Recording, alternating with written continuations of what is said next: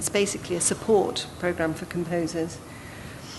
And nowadays, when the LSO is booked to go on tour, and it goes on tour for 18 tours a year, 80 concerts a year, quite a lot of the festivals that book us also book our education work.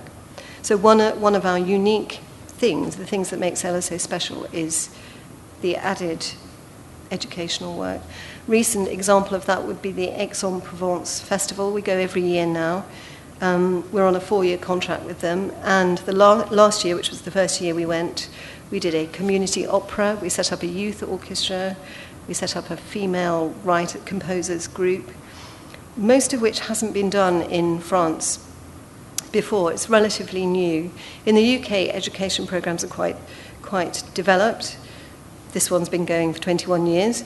But in other European cities or in other European countries, it's not quite so developed. And actually, at the LSO, it's probably a bit more developed than other orchestras. Most people do education of some sort, but probably not to the scale that we're doing it. And next year, we're going to be 10, so I've just programmed a festival, a 10th birthday festival, and I shall have in it and it's one of the very rare things that I'm a marketer that gets to do a little bit of programming, which is, I can't believe my luck, really. All I'm doing is I'm putting together examples of all the good things that have happened at St. Luke's over the 10 years in a 2-week period. That's basically what I'm doing. And then I will start a fundraising campaign to help pay for the next 10 years. And I'll use it as PR for the whole LSO because it's a complete and utter success story. I wanted to go back to talking briefly about positioning because that's something that's occupying us at the moment. The background to this is that in 2008, happily, we were voted the 4th best orchestra in the world by a panel of international critics. I have no idea how you decide which orchestras are 1st, 2nd, 3rd, 4th, 5th, 20th, but we were the only British orchestra in the top 20.